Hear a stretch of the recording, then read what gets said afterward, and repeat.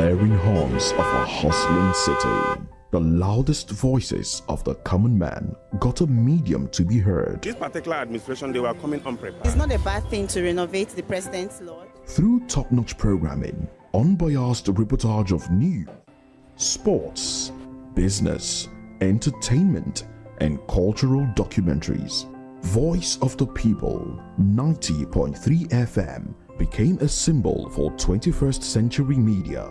And now, a new baby is born. Voice of the People Television, VoP TV, youthful, full of vigor and penchant for excellence in the continent's media space, exposing the wrongs, applauding the rights, dissecting the news without fear or favor, through factual and accurate stories and contents. Corruption kills three things and makes a society. Representing the interests of the people and giving them a voice. Voice of the People TV is here to stay towards building a fair society. VoP TV, Voice of the People Television, truly a voice for the people.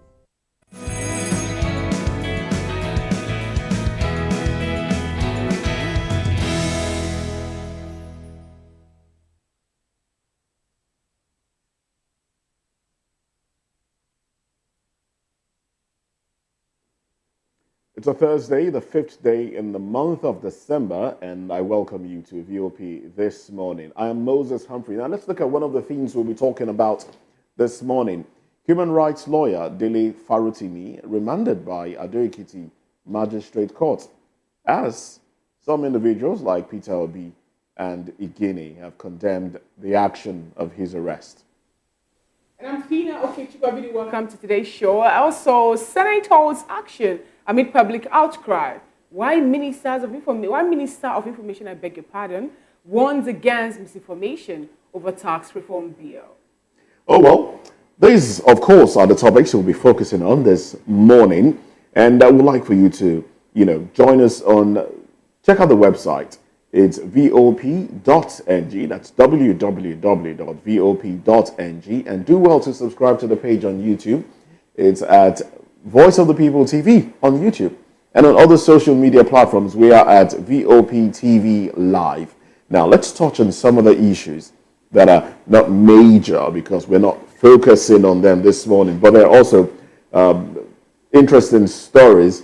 The arrest of Simon Ekpa is one of them. Well, the arrest of Simon Ekpa, leader of the Autopilot Group, linked to the indigenous people of Biafra, IPOB, has sparked some sort of relief across the southeast. Well, Ekpa's group, known for violent activities, including killings and kidnappings, as they have encouraged such, and also destruction of properties, had disrupted the region. That's talking about the southeast region, under the guise of enforcing illegal sit-at-home orders. Now, through social media, Ekpa incited his followers, gaining notoriety for urging the boycott of Nigeria's 2023 general elections. Well, his arrest by Finnish authorities on charges related to international terrorism has been widely welcomed as a step towards restoring peace and order in the southeast. And elders and also some concerned individuals have also demanded for the release of Mazi Nnamdi Kanu. Oh well, this conversation is still ongoing.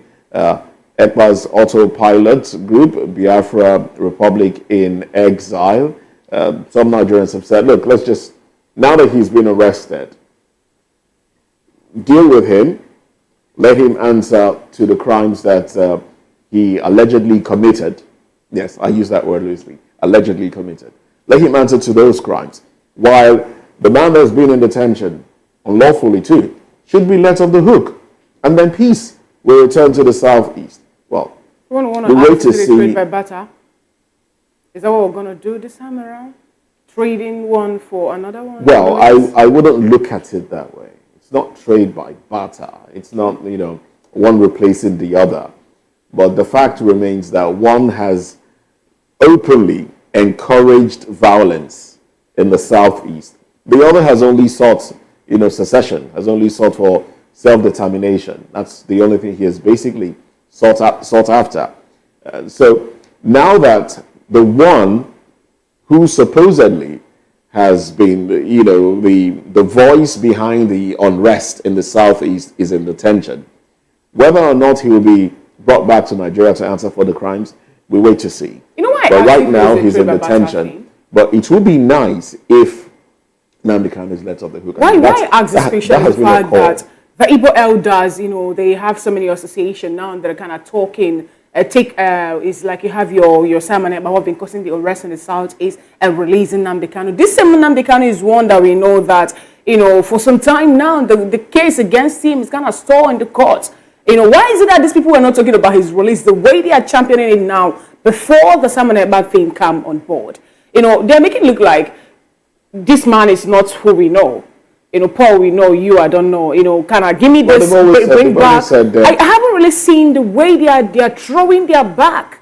The way they are bringing this support now were not there all this while. If it was there, I think it's needed. No, it was not there before now. Now my question is, why do they wait this far for them to come up unanimously start talking about? That's probably a rhetorical one, but it's. I think what is the fact of the matter is, one has been held, captive for a long time and should be let off the hook.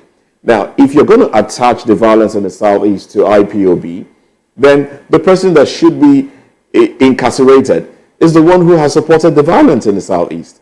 IPOB has never been the one causing. If you're going to attach it, if you're going to say, okay, there's violence, there's ESN, and then IPOB and autopilot and unknown gunmen and the rest of them, you will hold on to the person that has, over time, lent his voice to that violence, that has encouraged it, that has called the people to attack the military, Nigerian military and the rest. That's the person you will hold.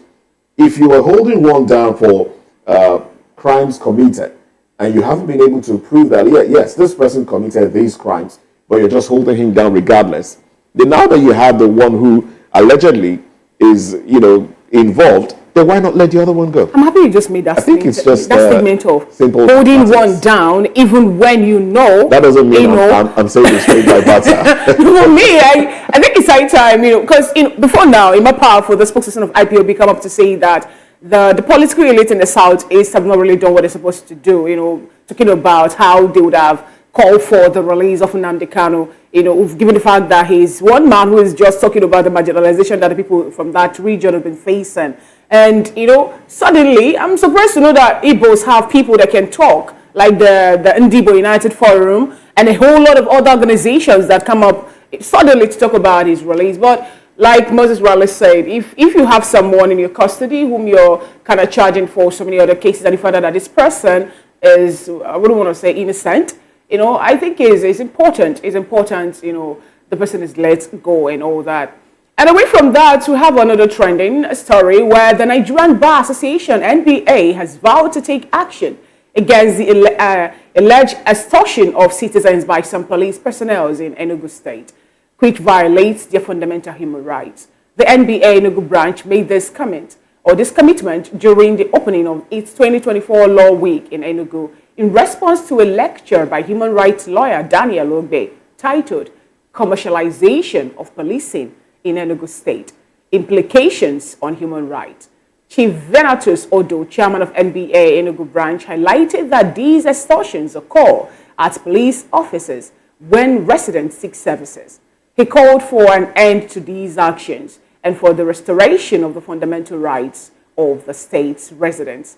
And, what we want to ask, are we seeing whatever thing that happened in Lagos State a few days ago, more like happening in Enugu State, whereby some people tend to turn the police now to do their personal bidding. I still want to, I don't know how to wrap my head around this, that a police station or police from a different state, knowing that there's a thing called jurisdiction, will get into another state to arrest an individual who made a statement bidding in another state, and what we want to ask, what happened? Is it that they don't have magistrate court in Lagos again to try this man? Why weeks came down to Ekiti State? What is really happening? We've also seen before now when Nigerians are talking about police brutality and all that, You know, how people wake up and say, because you did this to me, I'm going to call the police on you. And you thought it was a simple thing. Boom. There was an experience then, you know, it happened somewhere. And I was part of the persons that were called to talk about it. And it was before when we have the SARS. A particular man, you know, was threatened. I'm going to use the SARS to deal with you. And the man thought it was a joke. What happened? It's a case of confrontation. You don't do this. This is my land. This is where the land stops. This is where the, you know, the whole thing ends. And boom, Civil matter. SARS swinging. Picked this man, took him to somewhere they call Okozo detention station, and the man was there languishing for weeks, heading to months. And what we want to ask, what is really happening? Are we seeing that again happen at this time? Is it that Nigerians call for police brutality? The other time, I'm talking about 2020, that led to the hashtag NSAS protest and all that, is not enough? Are we going to see that I would say, unfortunately, the things that led to the NSAS movements, the hashtag NSAS movement, has not abated. We have continued to see such impunity. We've continued to see such misuse of office. I'm not even going to talk about individuals using the police to perpetrate their own personal agenda. I won't even go there. That's one of the issues we'll focus on this morning when we talk about Dele Farotimi's arrest. So we'll focus on that one.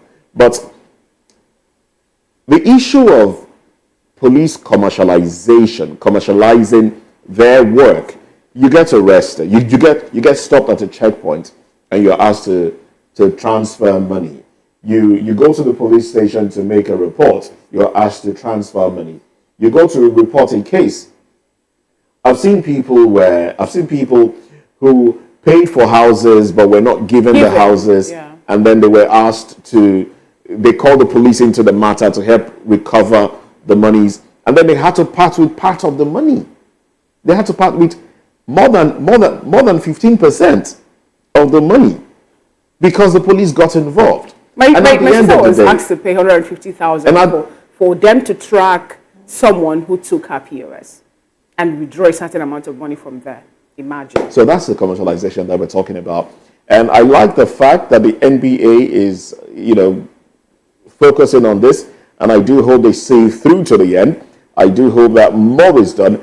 I was, a quick story, yeah? I was at a shoemaker workshop some days back. I had to, pick up something. And we got talking, and he talked about how, when he was in K2, how, police would come around, shoot in the air, people run around, they gather them, they take them to the police station because they want them to bail themselves, as that was an avenue for them to make more money. What happened to that bailout spring statement? Well, he even talked about, so one of them approached him one time because he always came to bail his own boys, the boys working for him. And one of them came to meet him one time. I said, look, come on, join us. Let's join us.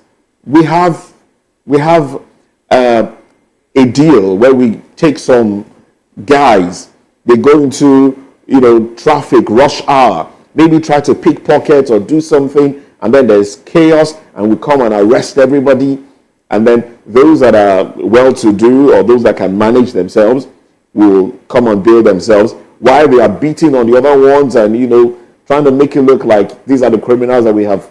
They beat on some people, so you out of fear, you quickly want to bail yourself. But when you bail yourself and go, they tip those other guys, and those ones go back to the streets. What's a lucrative business? Is that lucrative? Is that lucrative? And I'm like, this has been happening. It's corruption within that sector has persisted for way too long, and it's high time someone did something about it. If the NBA is going to start in any group, good place to start. But let's move it away. Let's deal with it holistically around the nation. The police needs to be sanitized. I'm not even going to talk about remuneration. That's not the issue here.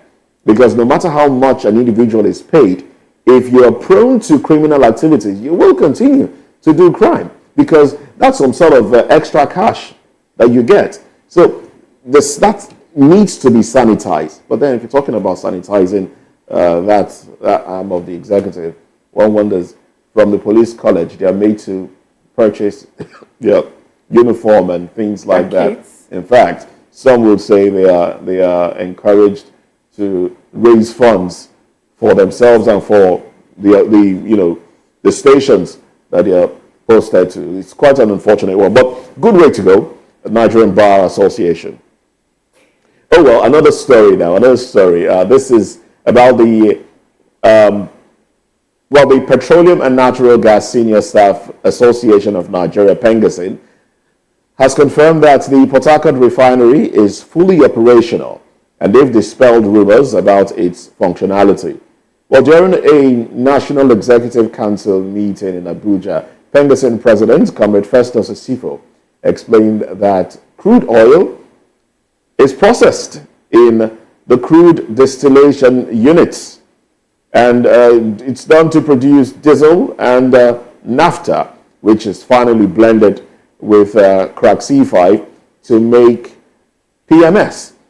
But some adjustments are being made, final adjustments are being made to the unit that processes naphtha into premium motor spirit. So this is to douse the thought that there is no activity going on at the Port Harcourt refinery. Well, we have done some research. Pengasin is chiming in on this one. Some journalists have also done some research to show that there is activity going on at the Port Harcourt refinery. Now, what we call for is the reviving of other refineries and also transparency. I think we're dealing with a lot of distrust here because government have said things over time and have not been true to their words. So people just find it difficult accepting what government is saying. So government says refinery has come upstream and we are producing now, and Nigerians are like, no, it's just a lie. Nothing is going on there. So government should try. Let your word be your bond. I mean, I don't know. I think for me, if I'm preaching, but let your word be your bond. When you say you're going to do something, do it. That way you will build trust, and the people will be able to accept any other thing you tell them that you will do in the future. If the Port Harcourt refinery is really working, I believe Nigerians now would have seen the effect of that. We're talking about reduction of the... So you don't believe it's working? No, what do you expect me to do more when people come up to tell us that 200 trucks were loaded and boom, we heard that it's just only 6 trucks, and these trucks that were loaded, they got the products from what was stored 3 years ago. What do you want me to do? How do you expect me to believe such? Now, if Nigeria refinery is working, the way Pengasin have come up to clear the air, I think that every Nigerian want to see that effect. They want to see it work. They want to see the price of PMS as a petrol reduce. This is your third season for crying out loud. I don't see the reason why Port Harcourt refinery will be selling fuel. And NNPC will be selling their own fuel higher than what Dangote is selling at 75 naira gap. So if it is working the way they've said it's working, my dear, we need, whether it's a blending plant, have faith. Or not. Have faith. Oh, okay. I love the preaching. I love the believe preaching. that it's working because it is working. Now, I believe it's do you remember that the removal of fuel subsidy is going to make Nigeria as a country not to go bankruptcy? I hope you know that. So what is happening now? And removal of fuel subsidy is going to make Nigerians, especially Indian Nigerians, also entirely. So we're talking about faith. We're talking about faith. Port Harcourt refinery and the fact that whether it's working or not, whether PMS is being produced, whether kerosene and diesel is being produced there, gas being produced there. Well, there's some sort of flaring going on from research done. So there is activity going on there. Yes. Now, the quantity of what is coming out of there is what we might just argue over. But as far as I am concerned, there is activity and Nigerians should believe. So, Fina, have faith. Me, I'm going to have my own faith, but I'm not far from the truth. If you check it out the way it is, they've been shifting the goalposts. This refinery is going to come on board so time, it's going to work so time, and up until boom, when we heard about it last week or 2 weeks ago, also the story surrounding the refinery and all that. So it's not an issue of having faith; it's an issue of the government coming out open to tell Nigerians what they want to know, what is really happening there. All right, this is taxpayers' money. We'll keep our eyes on all of that, and also keep you informed as well. Well, let's go into the papers now. We'll take a break. When we come back, we'll be looking at headlines from the dailies.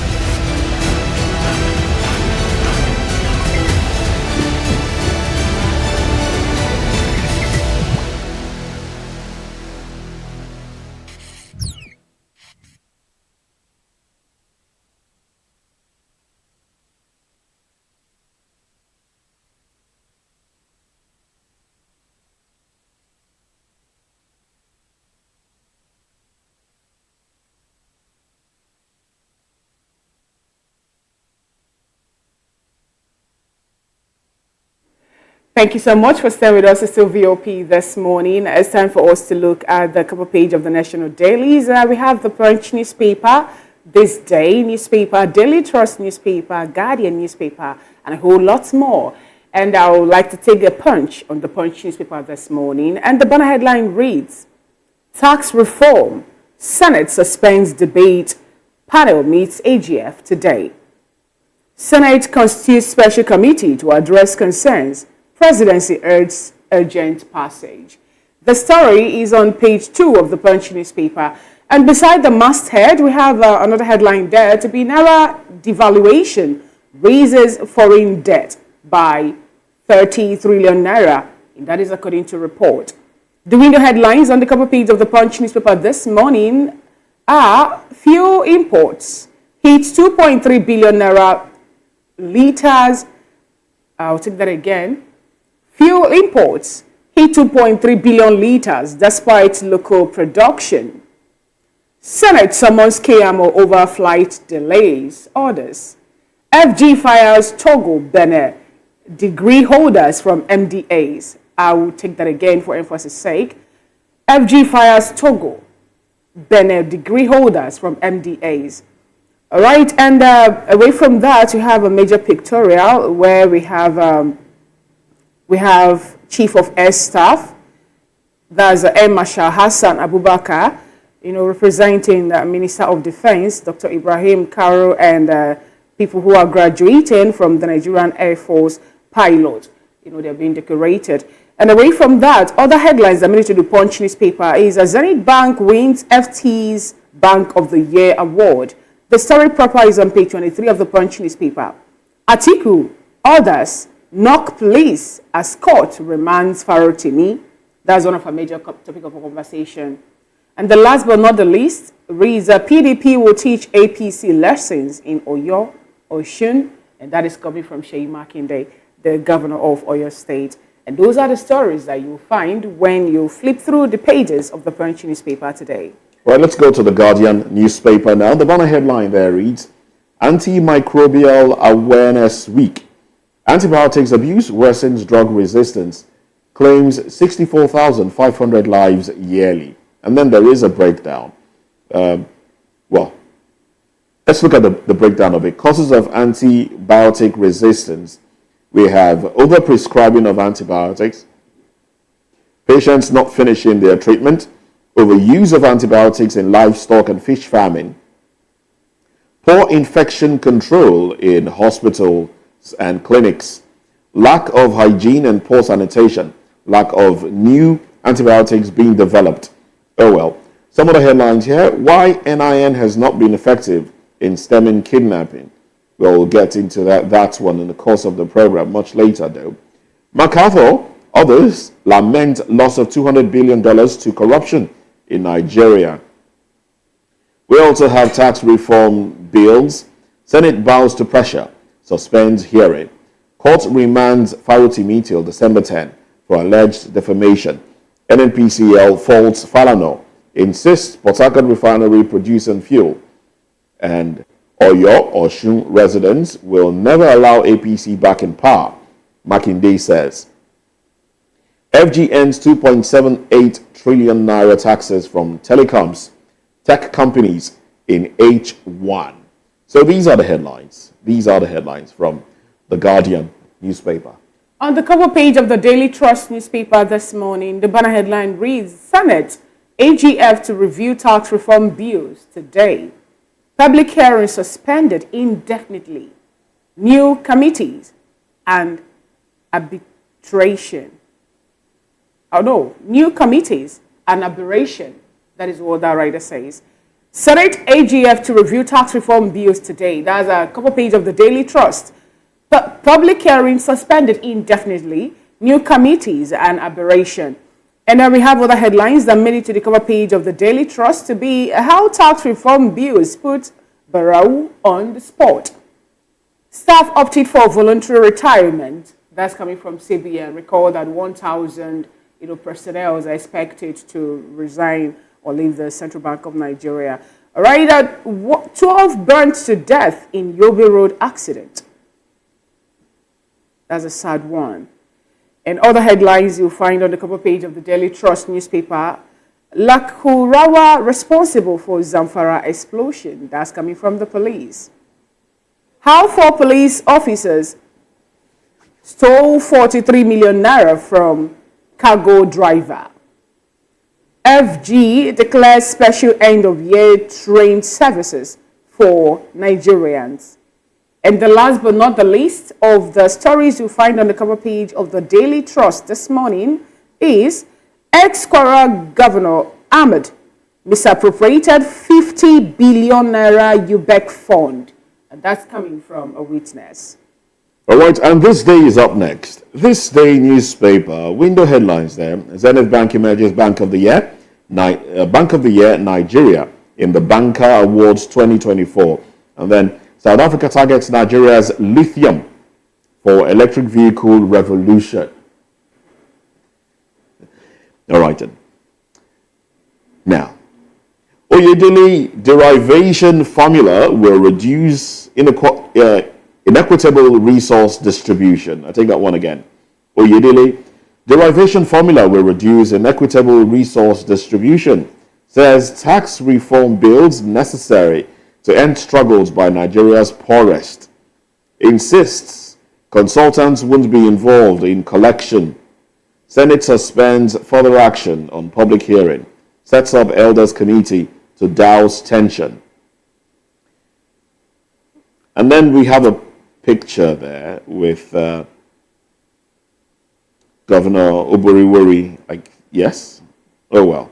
Was a 2025 budget ready to go. Delta State Attorney General and Commissioner for Justice Ekemejero and Governor Sheriff Oboriwori, yes, signing that one into law there.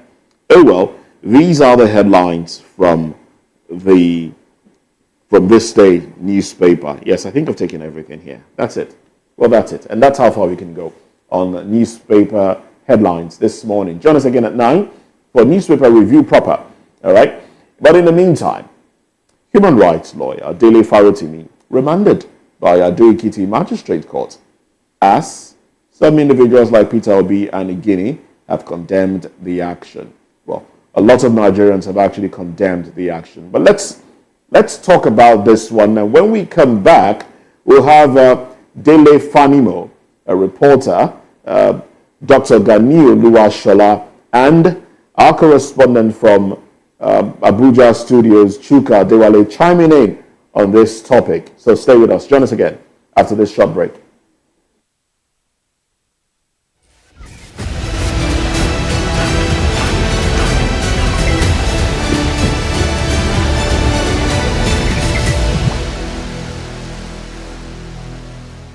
From the views on the street We go to bed empty hunger.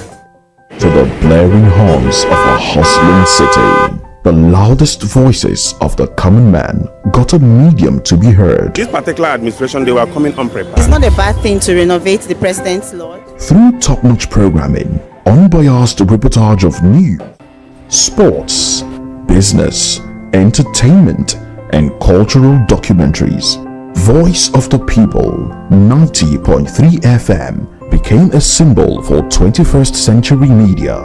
And now, a new baby is born. Voice of the People Television, VoP TV, youthful, full of vigor and penchant for excellence in the continent's media space, exposing the wrongs, applauding the rights, dissecting the news without fear or favor, through factual and accurate stories and contents, Corruption kills 3 things and makes a society. representing the interests of the people and giving them a voice. Voice of the People TV is here to stay towards building a fair society. VoP TV, Voice of the People Television, truly a voice for the people.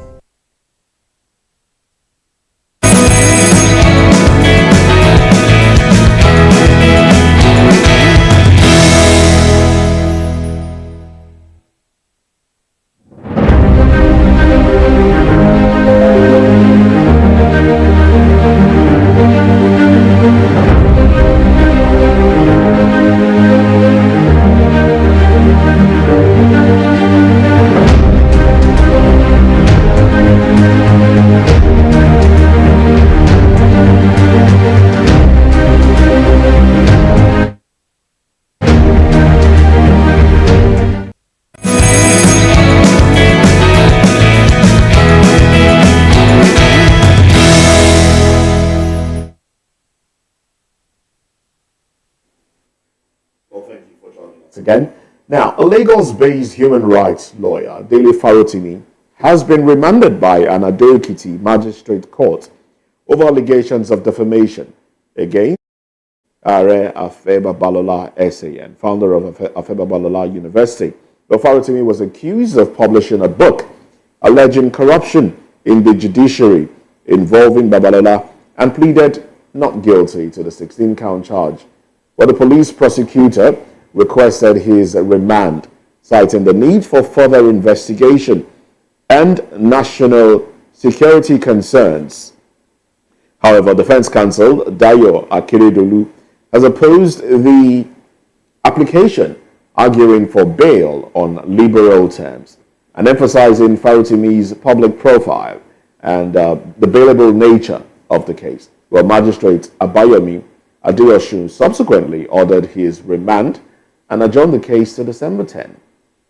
Oh well, that story, we'll touch on that one. And also, we also have, reacting to the development, former INEC resident electoral commissioner Mike Igini called on the Inspector General of Police to ensure Farotimi's immediate release, warning that actions like this undermine public trust in security agencies. And similarly, Peter Obi has also criticized the remand, describing it as undemocratic and a violation of Farotimi's right to freedom of expression and the presumption of innocence. Well, in a separate development, court documents from the Economic and Financial Crimes Commission have linked former Central Bank Governor Godwin Emefiele to a property containing 753 duplexes and apartments in Abuja's cadastral zone. Well, the EFCC described this as its largest single recovery since its establishment in 2003. Well, we've been touching on this and we'll also look at it in the course of the program. Just to let you into all we'll be discussing on this first part of the show, the British government has finalized plans to deport one Pastor Toby Adegboyega to Nigeria after he lost a legal battle at an immigration tribunal. Well, this and more within the first part of the show. There you have him on the screen there. Well, let's start off with the arrest and detention of Mr.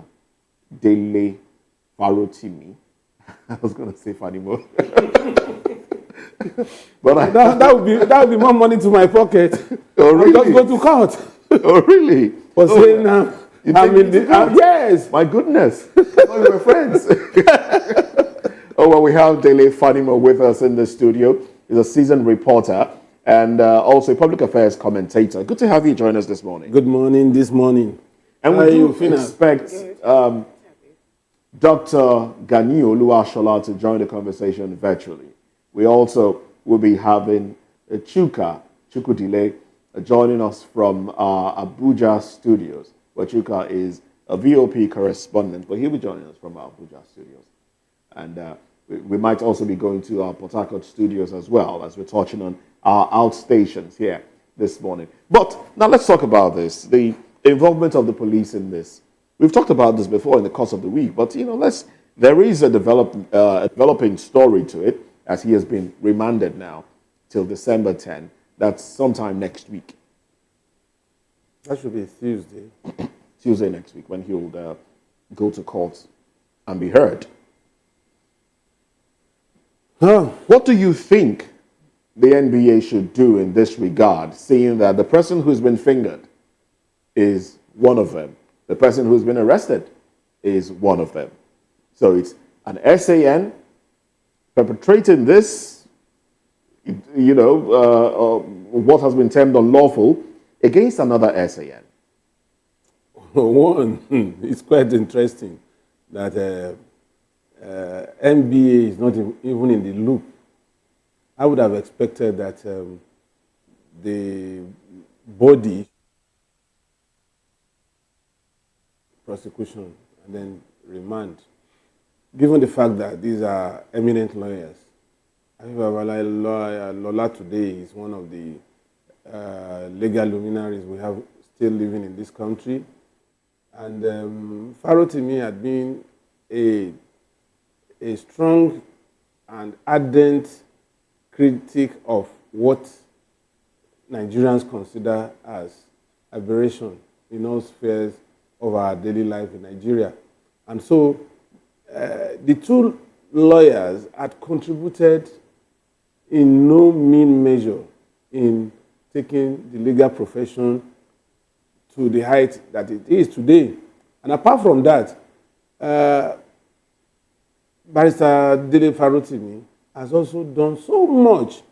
He remains one of the few straightforward and consistent critic and social crusader in Nigeria today. So I would have expected that this would have been resolved at the level of MBA, because that's basically what unions, associations are meant to do. You know, apart from pushing the frontiers of their members' welfare and supporting their members, in instances like this, they ought to have come up to say, look, we don't need to wash our dirty linen in public. Let's resolve this matter in-house. But now it is in the open. Initially, when this thing came up, and as at yesterday, we were not too clear about it. We thought it was an offense committed in Lagos there, and we were questioning why he should be arrested in Lagos and taken to Ekiti State. But it's clear now that what we thought happened was not what really happened. It was alleged that it was one top banker that he defamed, and that top banker is in Lagos, is resident in Lagos. He shouldn't have been arrested in Lagos. Farotimi shouldn't have been arrested in Lagos and taken to Ekiti State. But now it is. No, he was out there. He was out there yesterday. That's what I'm saying. Out there yesterday that he was arrested in Lagos from his office in Lagos, yes, and whisked to Ekiti what State. I'm saying is, and the person who was fingered, yes, well, there were two names mentioned. Okay, you know, that were involved in the write-up, the book. Yeah, things he said in the book. Tony Elumelu of UBA and Chief Afebalola. You know, those were the two names. Now, and then what I'm yesterday, saying is, I beg your pardon, please. Yesterday, the conversation where he was arrested, actually, I think that was on Tuesday. On Tuesday, the conversation was that Sir Afebalola or Pa Afebalola probably used Ekiti police because he has influence there in Ekiti. So that was out there in the open already. Yeah, that's why I'm saying that now it is clear that Elumelu has no. Okay. You know. So right now, it's a law is not emotional. The law is not emotional. But are you privy to what could have been written in that book? Because a lot of people haven't even seen it. I've gone to Amazon. I've not been able to look for to it. get the book for me to really understand the content. These are allegations of that corruption. are offensive. You know. It was and then let allegations me of tell corruption. you. At a point in my career, I was a little bit close to Afeba Balola when he was in Ibadan. I was going to his chambers every evening for some period of time when I was covering judiciary. But one thing I know about Afeba Balola is that he doesn't take lightly to being smeared with corruption. If you remember his profile when he was a pro-chancellor of Unilag, he practically ran a VC out of that institution for corrupt practices. So I wouldn't expect him to immerse himself in corruption to the extent that somebody will. That book is a permanent document. And if that allegation is not verified, it remains a document till eternity. Even when the hard copies are out of circulation, you still have the soft copy in the cloud. So, if does this justify? The fact that the book is out there and you perceive him as a pious individual who will not enmesh himself? No, he's not a pious individual because he's just a churchgoer. Okay, but you perceive him as well who will not that has integrity. Yes, who will not get himself involved in in any corrupt activities. But does that endorse the fact that he, in fighting for his own right, infringe on the rights of another? Let me tell you, Afebala's rights is still within the fact that he reported to the police that somebody has impugned on his right and has defamed him. Now the onus is on the man to tell the world that it is true. The content of this book, to the best of my knowledge, is true. You remember the case of Ganifa Emi and Chief R.A. Williams. Okay, yes. Ganifa Emi alleged that F.R.A. Williams was corrupt. And the man went to court that he defamed him. On the day of proceeding, you know, when Rotimi Williams was alive, he was a 7-footer. Huge. In fact, he stands on his feet and puts one of his legs on the chair or the table of the court, intimidating the judge. That particular day, he came in his best of elements. And it was like a case of Goliath and David.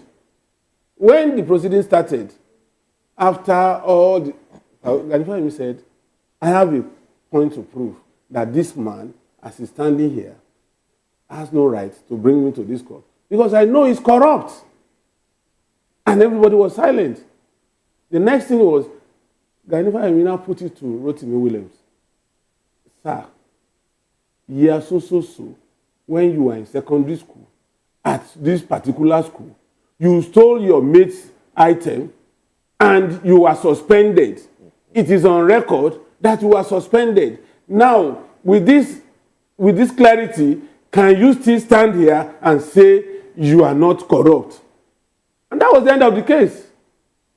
So, Afebala has every right to prove his innocence by taking Dele Farotimi to court. We'll talk about taking him to court and the manner in which that was done in the course of the program. Because the issue is not taking him to court. The issue is the manner in which he was whisked away and taken to court and is being remanded. We'll talk about that one. But let's go to Abuja studio now. We have Chuka standing by. Chuka, good morning to you. Oh, yes, good morning to you, Chuka. Now, Chuka, we're back to talk this issue about Dele Farotimi and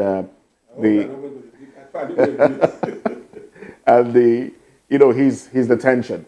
Are you surprised that with all the noise made so far about his arrest and movement from Lagos to Ekiti, are you surprised that he's still being remanded in custody up until now? You might be required to unmute your microphone so we can hear you.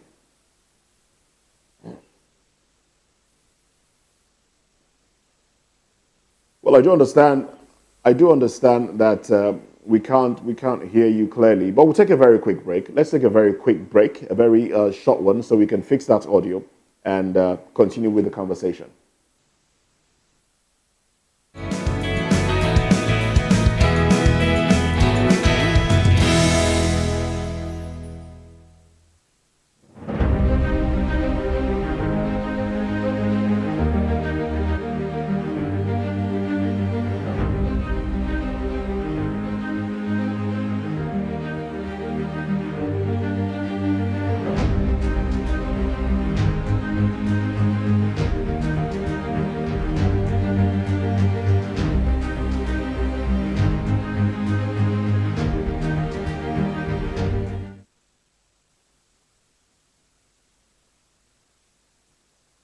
Are you ready to connect with distinguished Nigerians around the world? The Diaspora Perspective is here to share the views of Nigerians in the diaspora on burning issues. From the street of New York, the royal cities of London, and the bustling cities of Europe, Voice of the People Television brings to you a round table and collage of interesting views from the diaspora. Hello. Hello, Lagos, can you hear me? It's fine now. It's fine now. It's fine now, Ba. As they discuss the experiences, challenges, and triumphs of Nigerians living abroad. discussing and analyzing everything from politics, culture, policies, career success, and how Nigerians are staying connected to their roots. Showing every Saturday by 2 p.m. West African Time and 9 a.m. Eastern Standard Time. The Diaspora Perspective, giving a voice to Nigerians abroad.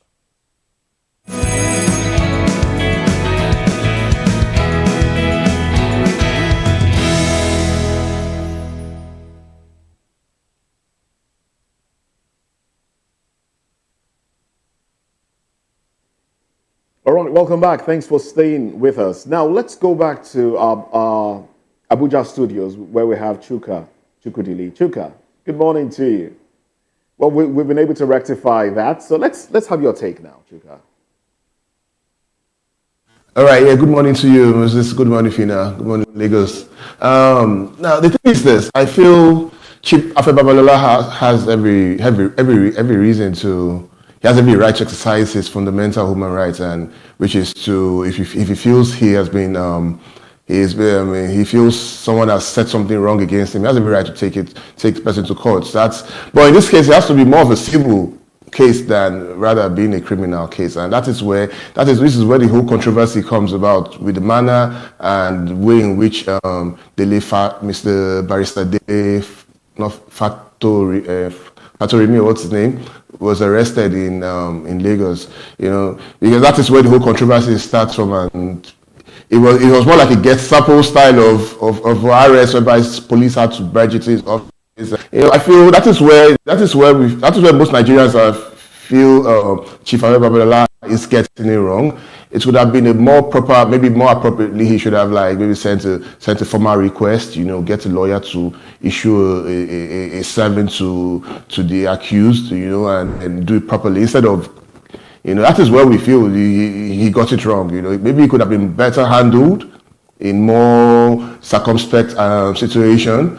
But then, for the barrister who wrote a book, I've been opportunity to listen to Mr. Dele Farotimi talk on Twitter a couple of times, and I'm not surprised this arrest has come about, because if you're someone who make allegations, either substantial or unsubstantial allegations, you should be prepared for the worst, for the hits that comes after whatever you put out there. So he should be used to this by now. He should be, I think, mentally prepared for, okay, if I'm going to be this vocal of this, whatever comes to my way, I need to be able to chest it and face it. So that's basically how it looks from this side.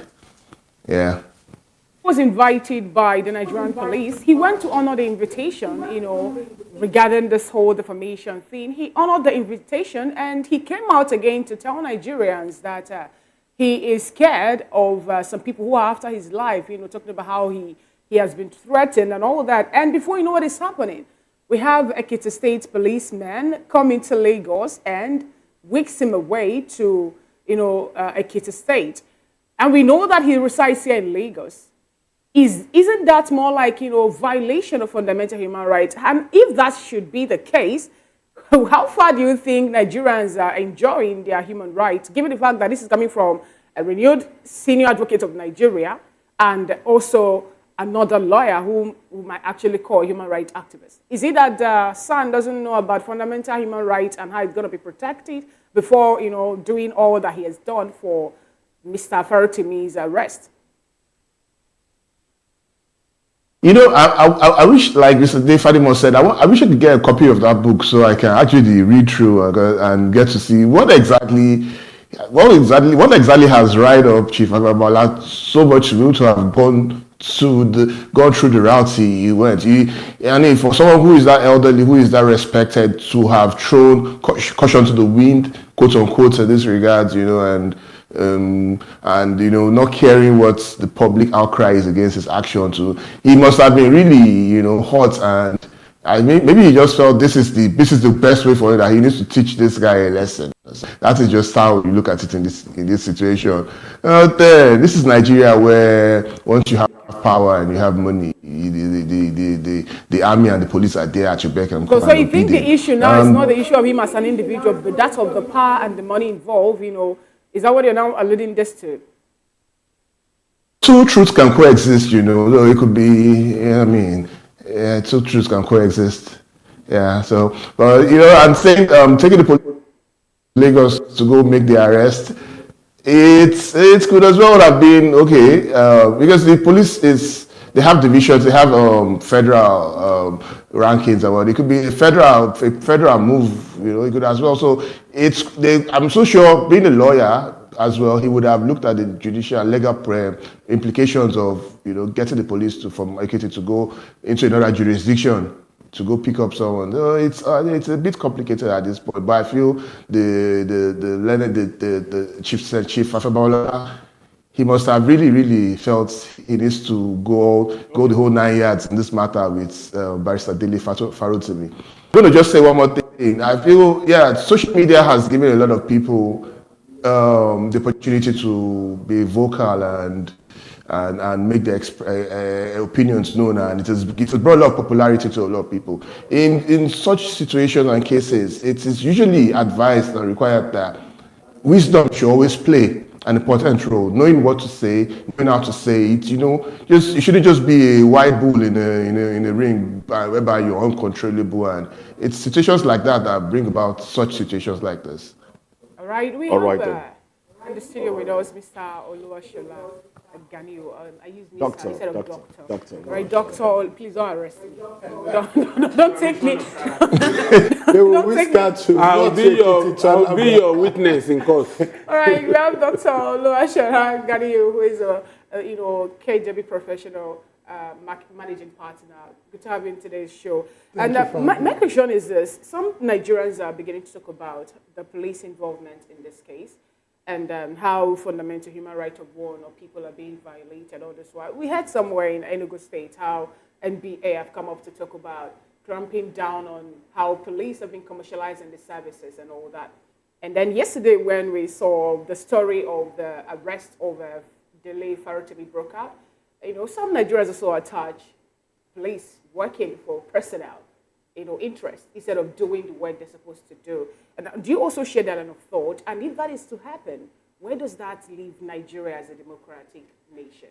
Okay, beautiful question. You see, what I just see too is that Afebawala is trying to increase the popularity of Dele Farotimi. Right? You see now, okay, I like what the Abuja. Nobody know about the. Some people doesn't even know about the books. Because of what is happening, people are getting to books. So it's giving him more popularity, helping him to sell more of the books, and putting more money into his pocket, right? Which is good for him on one hand, right? On the other hand, right, I think he's a barrister, right? And things should be, there are processes and procedure. Look at what Falana did to VDM, right? He saw him to court. That is a process. He would have said that go and arrest him, whisk him off. He can use his power and his strength, right? It shouldn't have even been done like that. So you're whisking someone you're taking someone from Lagos to Ekiti. It's uncalled for. It's not Lagos to Ekiti. Even if it's in Lagos, should one be arrested for a civil matter? No. Should you be arrested in that manner? Office barged into, phones seized. Now that is now the modus operandi of, you know, the police will want to take your phone so you don't get to record them. And then we saw the video clips from the office, the CCTV clip. Is that the way to go? Isn't this, are we not doing this wrong? Is this still a democracy at this point? What is giving the police now the temerity to do things this way? I'm not going to blame, well, personally, I would say it may not be right to put the blame on Chief Afebawala, all right? Because he might say, look, go and arrest. But would he have given them the funds to come to Lagos to pick up and buy fuel in the vehicle and go all the way back? Should that definitely, you know, police will not move until you fund their cars. But I also believe that the reason why we have Commissioner of Police in Ekiti, we also have Commissioner of Police in Lagos, they would have communicated with themselves, right, and also see how they can invite or resolve this in a way that even if they are going to invite him to Ekiti, it should be done in a civic way. Do not forget, I think it's a recent judgment, I think in 2021, and the case was judged by Ellen Ogunwumiji, right? She gave a judgment and said that, especially in Lagos and Edo State, defamation was discriminalized, right? In the case of this guy, I think, Aviomo and versus Commissioner of Police, it was decriminalized, and they said that, oh, this should not be a criminal offense. Like it should be treated as a civic offense, right? So I feel the pain of Afe Babalola, because if you have been defamed, right, you need to, and he has spent all his life to build this name. We call it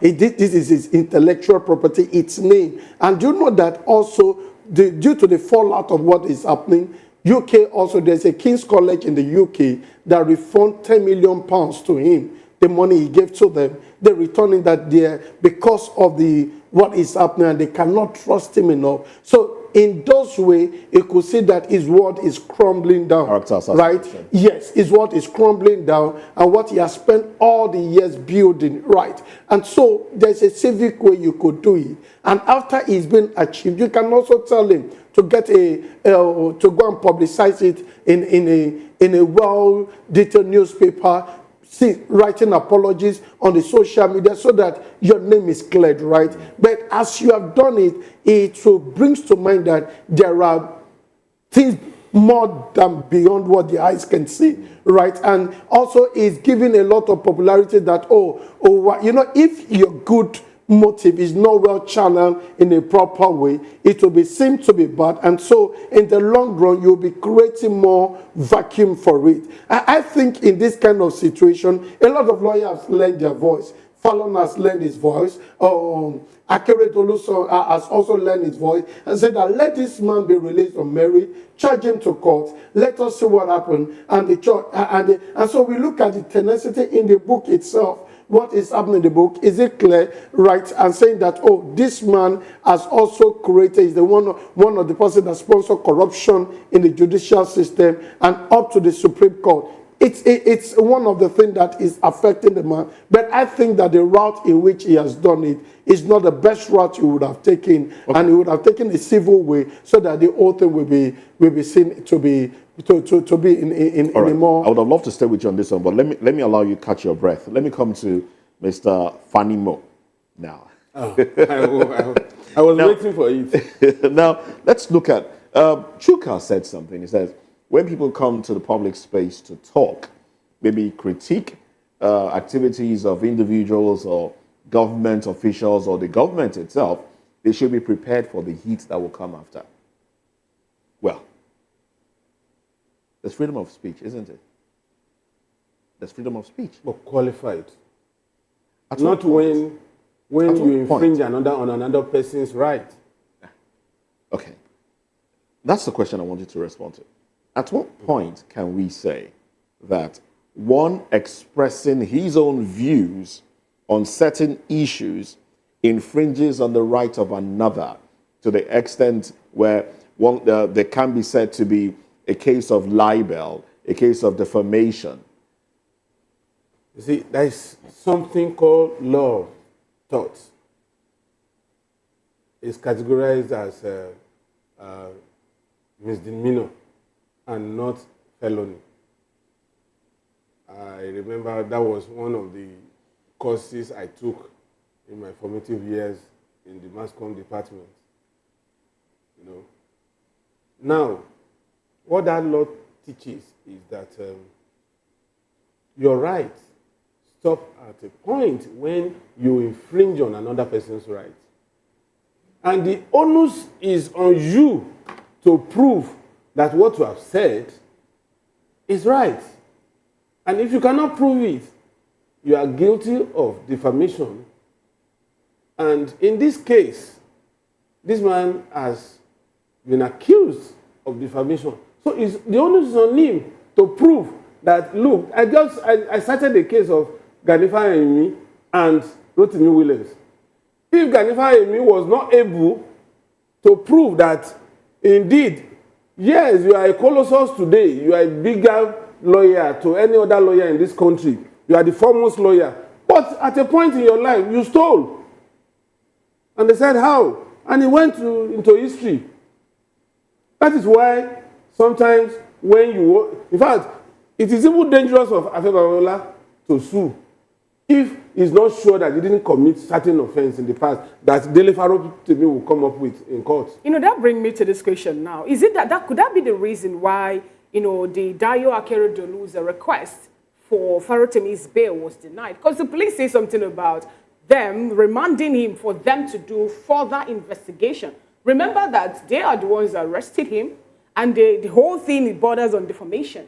If the police have enough evidence that he defamed Afe Babalola, why still, why not bring it to the courts? Why wait for further investigation before they can prove your point? Good. I think I said it even yesterday, as recent as yesterday, that one skit that I watched some time ago, one 8 or 9-year-old girl saying, in China, if police suspect you, they will chase you and chase you and chase you until they catch up with you and you'll be arrested. In America, they will investigate you and ensure that they have everything incriminating against you before they pronounce you are under arrest. That is why, after pronouncing that you are under arrest, they will now add it that you are advised to remain silent, because whatever you say now will also be used as evidence against you in court. What that means is they have closed that case already. So if you say anything, it's an additional evidence. That's why cases rarely last the whole of in some of these crimes. Before the Scotland Yard or Metropolitan Police will come for you, they have already closed your file. You may be in the neighborhood for 3 years and they are investigating you. You will not even notice anything. But in Nigeria, police will pick anybody at random, beat you. That was the skit, oh. Beat you until you confess to a crime you didn't commit. That was the skit. But it became very instructive. It is only in Nigeria. Look at EFCC. EFCC will pick you up. After picking you up, they will now bring you into their room and begin to ask you, did you steal? How much did you steal? Where are you keeping the money? Can we have access to the money? Are you ready to release that money so that your sentence will be minimal? And that's why, in most cases, when EFCC prosecutes with very long list of charges, they go back and forth. 12 years, no judgment. But that same person will be arrested somewhere else, and within 3 months is either freed or sentenced. So in this case, the fact that police says they are keeping that man so that they can investigate him further, it shows the quality of policing. It shows the quality of investigation by the department that is saddled with the responsibility of doing this job, that they are not doing it the right way. Ordinarily, at the point of arrest of Dele Farotimi, they should have closed this case and be ready for prosecution. So what they have done deliberately was to take him to court so that the pressure would no longer be on them. And then seek his remand, because they are not too sure that once he's granted bail in liberal times, for instance, Dele Farotimi is a big shot in Nigeria. He can be given bail without requesting for surety, because he is a man of means and it's somebody that everybody knows. So they don't want that to happen. And the man might just pick his passport next day and say he wants to go and treat himself. Won't all this undermine, the public trust in security agencies and their, their actions and how they carry out their duties? For me, this case wouldn't have attracted the emotion and uproar that it has generated, if police has done their due diligence, close their investigation before prosecution, by now, as a matter of fact, the Tuesday he was arrested, the following day or Thursday should have been when he will be arraigned, and they will give him, it's a bailable offense. Defamation is a bailable offense. As a matter of fact, it's not even criminal in nature. It's a civil matter. Yes. You know, and it's still misdemeanor and not felony.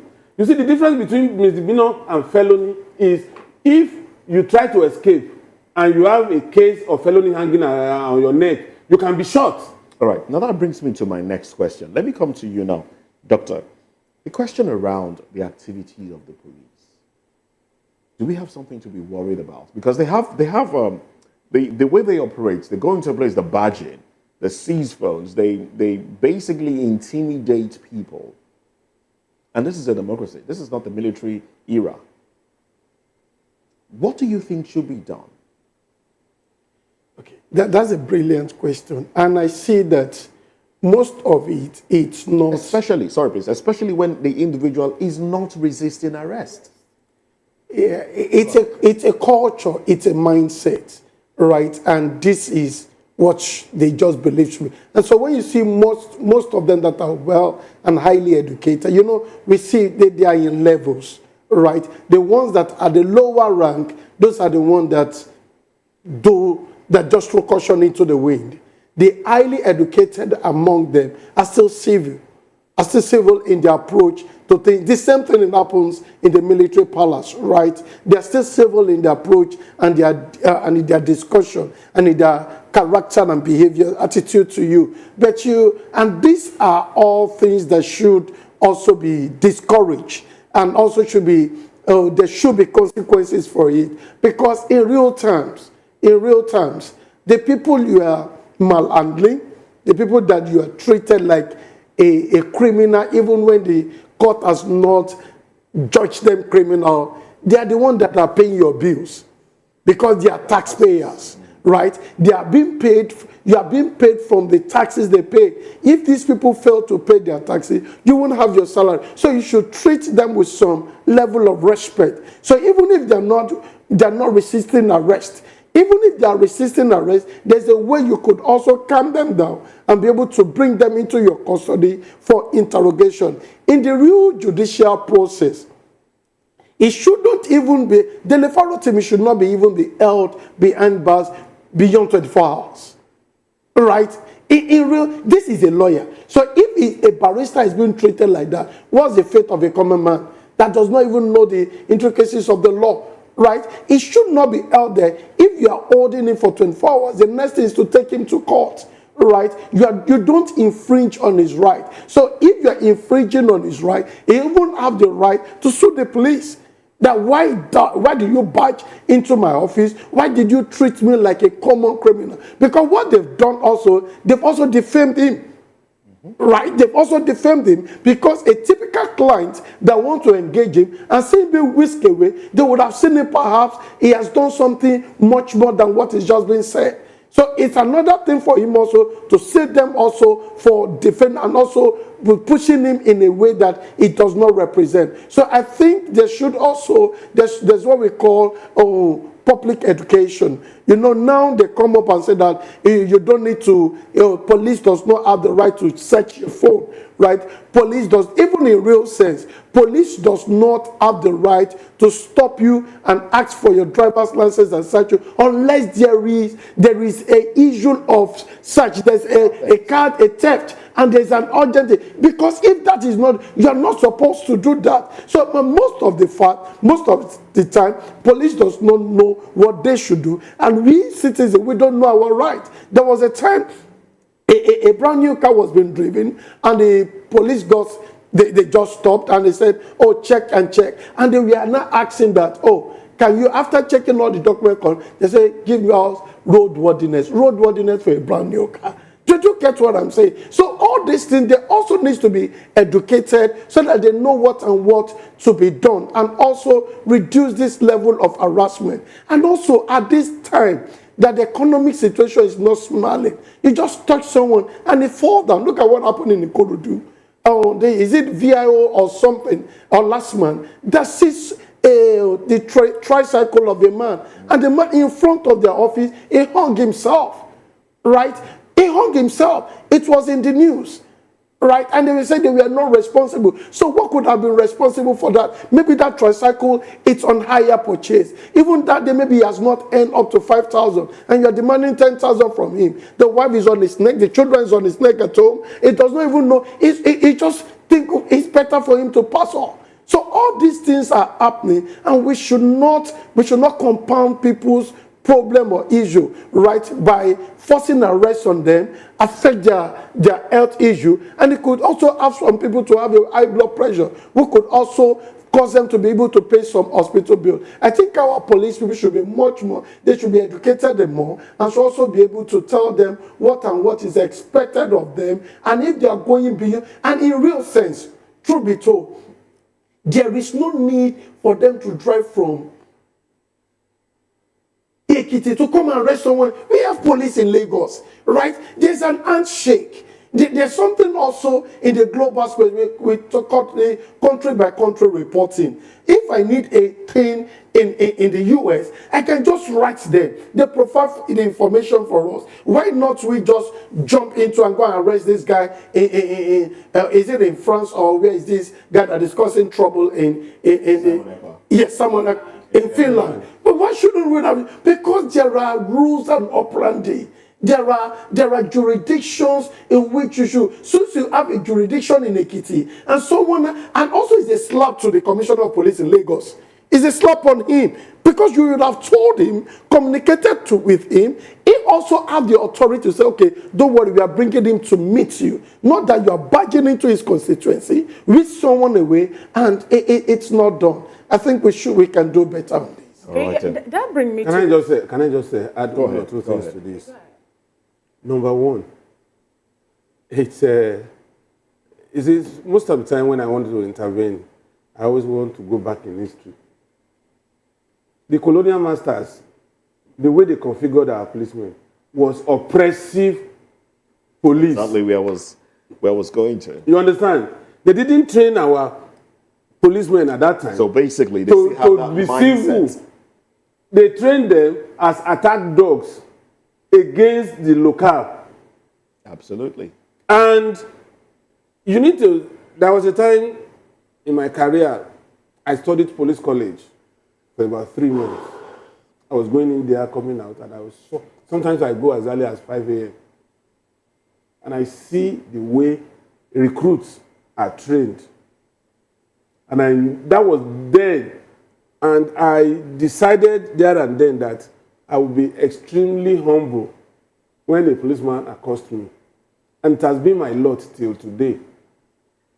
Now, at this time and age, with technology and everything, police recruits still go with lantern, cutlass, and hoe.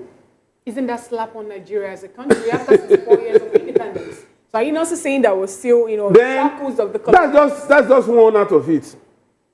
The second one, police recruits check their modules of training.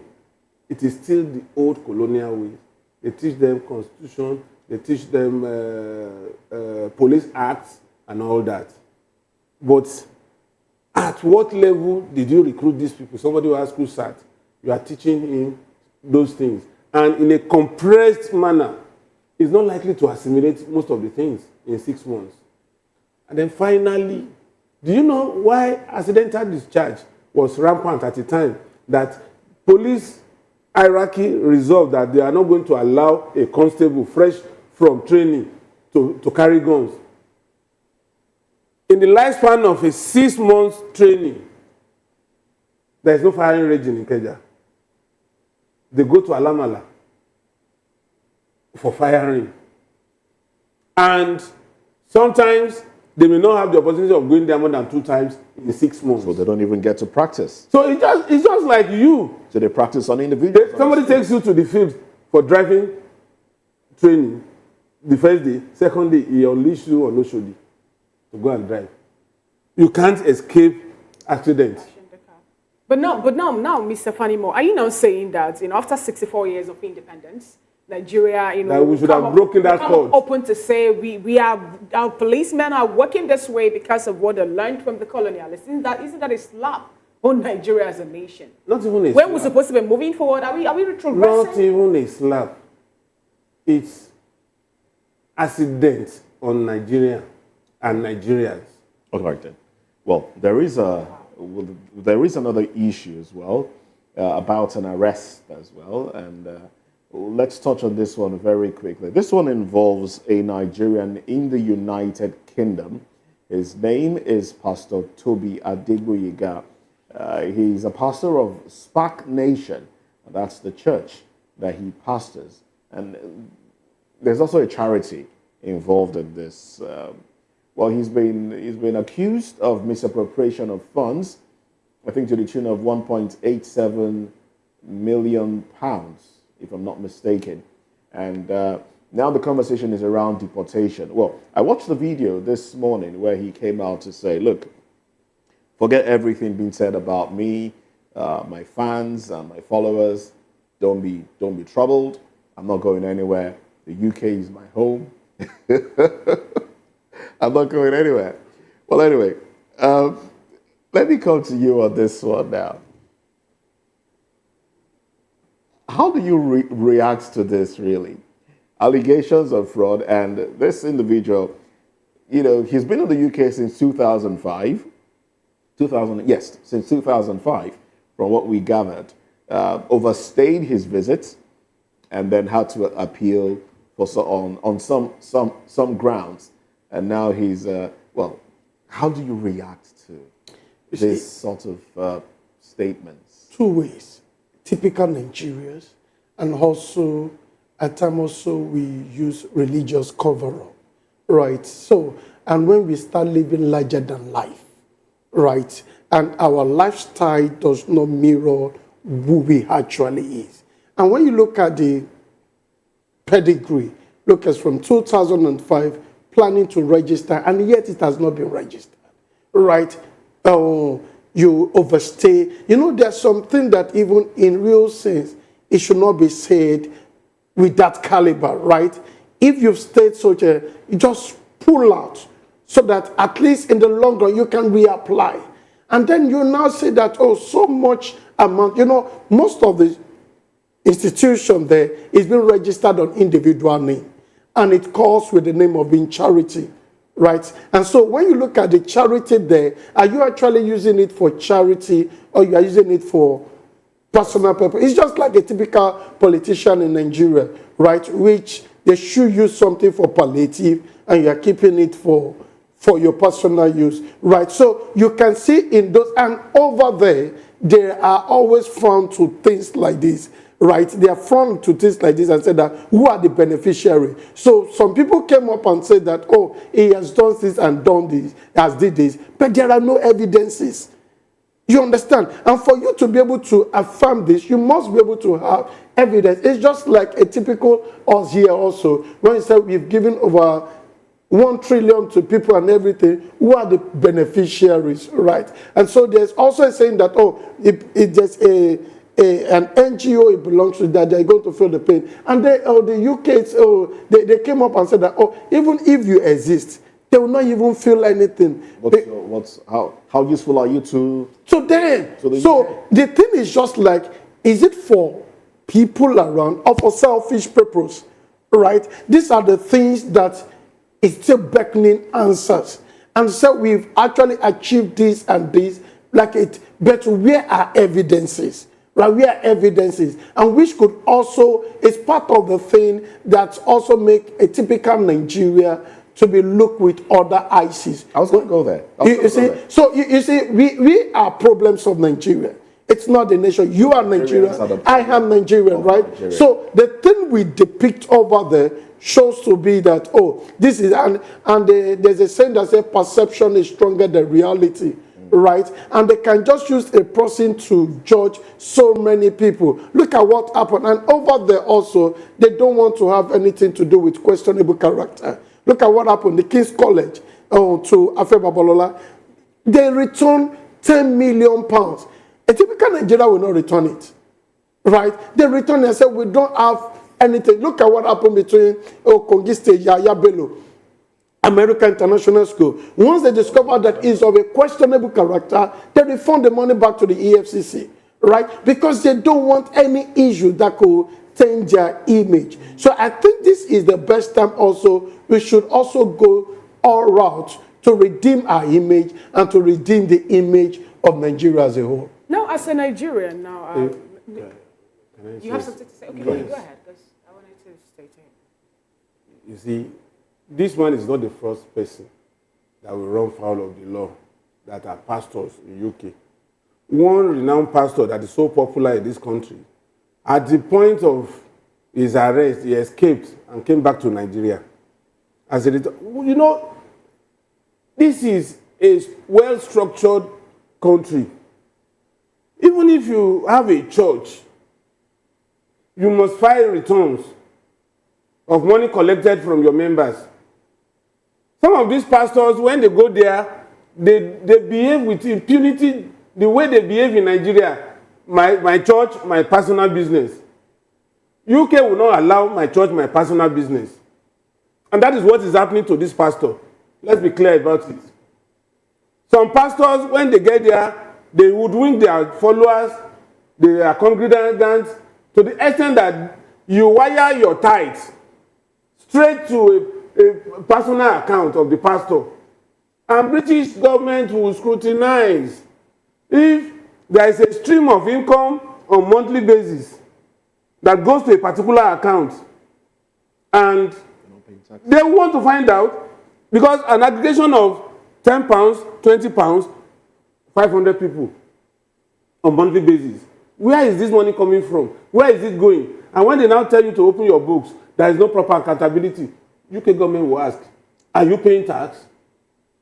The mode of establishing this church, did it comply with the rules of the game? Did it comply with the law? Those are questions they will not be able to ask. But if it's a charity organization... And if it's a charity organization, which charity are you deploying these funds to? You must show evidence. Unlike here in Nigeria, when you ask questions, the pastor will tell you, my friend, I am the owner of my church. And it is true, they are the owner of their church, because at the point of registration with Corporate Affairs Commission, the husband is the president, the wife is the vice president, the son is a member, then one unknown person will become the secretary that can be sacked at any time. That's what they do. And over there, they won't allow you to do it. No, Mr. Dr. Oluwashola, you know, the ways of the British government, it was out there that, Toby Adeboyega lost the case and it stands deportation. But bring it back again to what happened also same yesterday, where we heard that one Pastor Bolaji Dowo was also, arrested on the cases of fraud here in Nigeria. And then he come up to say, no, I did not do anything. I didn't get myself involved in any of all those things. And it was kind of, it took the mercy of the media to bring his voice, or to let his voice to be known. Also, somewhere in Abuja, over the 753 estates, EFCC did not tell us what happened. They didn't even make mention of who owns those estates. How is it that this estate coming to be and all that? And when you look at all this, it happens just with anti-graft agency. In UK, Adeboyega's case was brought out to the point that he lost the case in court. But in Nigeria, where our anti-graft agencies are to bring up one or two cases, is it that they wait for the media to give them the push for them to start calling names and all that? Or is it that they don't even have evidence before bringing out some of the information that they put? Before you say anything, not push you. Okay, what do they need us to? They need us to show them the way. Okay, show them because it's kind of confusing. It took them a whole lot of time. The other time also, DSS invaded Serap office, NLC headquarters in Abuja. So many days, they didn't come up to say, we did this. Until when the media started talking, before they could, come up to to say something. We were the ones that invaded these offices, and we did that because we wanted to do our job. Now, if this actually should be the case, they need the media to come up. Is it that they don't really know what they're doing there? Or what do you think is happening? Or are they scared of doing their job? Not scared. You see, that many years ago when we talk about GNS, about fallacy, maybe fallacy of red herring or fallacy of quick conclusion. Right, when you look at this, just like what has been said earlier on, is that we don't do investigation. We don't confirm. You see, it's just like we look for, or we act before we think. Right? We don't think before we act. No. And in real sense, I was on a forum, I was on air yesterday, I was discussing. You see, this thing should know, Nigerians are brilliant. Nigerians are intelligent, right? These things are crystal clear. This is one of the largest property that EFCC have discovered, right? 753 duplexes. Not just bungalow, not just a room self-contained, not just 2-bedroom flats, not just a 3-bed duplex, a 753 owned by someone. Question: someone would have purchased the land from the owner. 150,000 square. Right? Yeah. Someone would have purchased the land from the owner. There's a name on the receipt. There's the owner of the land, right? Someone would have registered the land in Abuja. Because Abuja, if you don't register the fear of wiki, they will revoke it. They would have registered it now with and they would have got a building approval. It's not a mushroom house that you are building. They would have gotten a building approval. And somebody applied for CFO. You understand? Even if they're not even giving them CFO, somebody would have been the architect. Building that, you can't just get somebody on the highway to mold block together to get those duplex, and you would have seen it on it. Somebody would have been the architect, somebody would have been the quantity surveyor, structural engineer. Structural engineer. These are people, and it's not just an individual. It would have been contracted to a company, an organization, and these are people that have name with CAC. And you cannot just come and tell us that you don't know who have it. There's a name that says it is MFLA. Right? And it's not. So these are findings. You see, on your press of button, you would have discovered your findings. Not just, oh, you got a whistle blowing, the next day you're on the social media. Who does that? Right? Give yourself a 1 month. And you know this thing is also creeping into our military base. Our military, when we were growing up, when you see a military outside, you know that war started. They are highly respected. These are one of the things I like them for. Highly respected. Their operations are highly sensitive. Right? Now they come to social media and even disclose what they need to do before they do it. So those people they are about to attack already have their plans for them. Right? So EFCC coming now, and all these things needs to be nipped to the board. These things are crystal clear. Right, you can get to the building approval in Abuja, arrest the land seller. Who are the people in charge of? Because even when you are building those kind of thing, you will see this organization that would have put their billboard outside and say we are in charge of constructing this thing. These are people. This will give you a lift up of who owns it, even if it's a window dress, and somebody is hiding behind the veil of incorporation. The elementary of business law will say, remove the veil of incorporation and let us see the masquerade himself. Right? These are things that are crystal clear. If you actually want to do our work, we don't want to take everything with politics, right? And we don't want to beat about the bush. Within a week or within 2 weeks, we'll get to the root of the matter, because it's not that somebody went to a place and locked a dollar in a room. And so you can track it to the least kobo, because when they are paying this money, they wouldn't have paid it through Ghana Must Go. It would have been a true transfer. These are things with investigation and with a touch of the button, you will get to the root of the matter and know who are behind these issues. All right, now Chuka, are you still with us? Chuka Dewale Chukudili, are you still with us? I needed to get your personal view on this one. I wanted to ask if the building, I'm talking about the 753 duplexes located at Lokogoma, if they have started giving it to civil servants, because we could recall that yesterday a lawyer called Ola Jane Bessie. He said that EFCC should get these buildings and give it to doctors and other civil servants, because they are the ones doing the work and all that. one want to ask, what is really happening in Lokogoma? What is really happening in those buildings? Oh, okay. Thank you, Fina. As at the last time I checked, the real estate property, which has been in the news for the past couple of days, it has not yet been completed. I think it's still in its completion stages. It's not even completed. Yeah, but as for the lawyer who came up, was it the lawyer who I mentioned who came up to say the building should be given out to doctors and civil servants?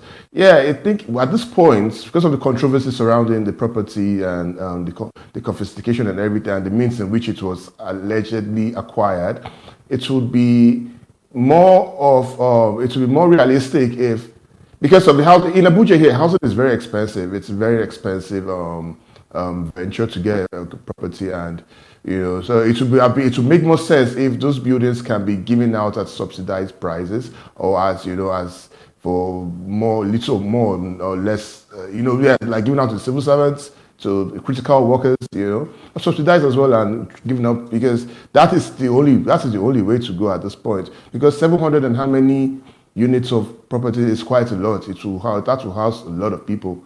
So I think the way to go right now is to subsidize those houses but the properties are not yet completed. It's not yet fully completed and ready to move in. As the last time I passed through, it was still, you say probably maybe like 80% completed at completion level. Yes, Fina. Anyway, thank you very much, Chuka. Now let's dive into another conversation now. As it concerns the president's tax reform bills, Senate has halted action amid public outcry, while the Minister of Information has warned against misinformation over the tax reform bills. Let's discuss this when we come back from this break.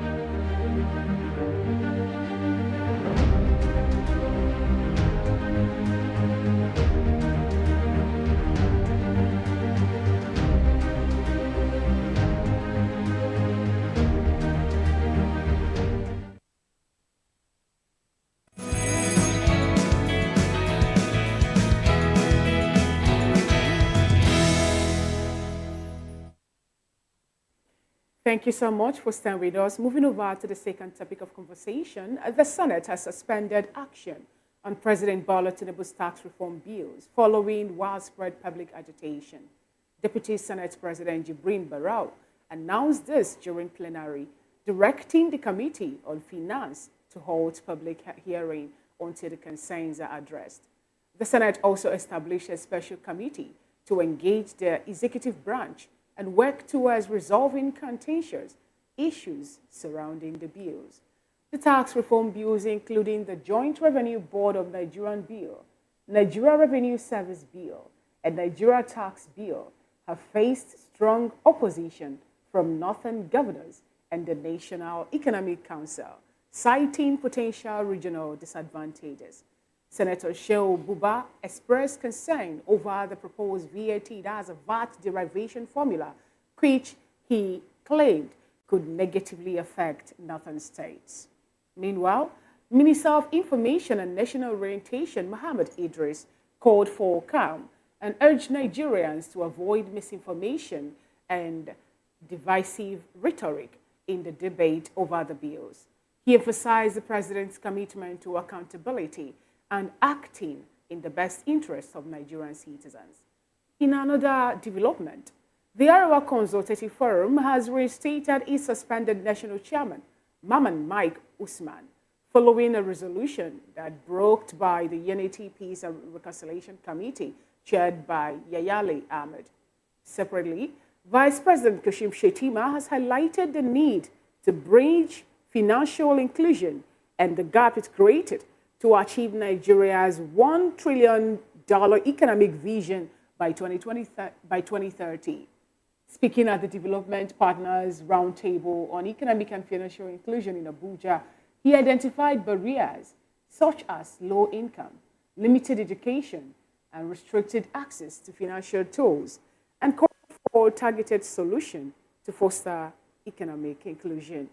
And we still have with us in the studio this morning to help make sense of this topic. We still have Mr. Dele Farotimi, a seasoned journalist, a social and political critic. And beside him is Dr. Oluwaseun Ganiyu, managing partner, KJB professional.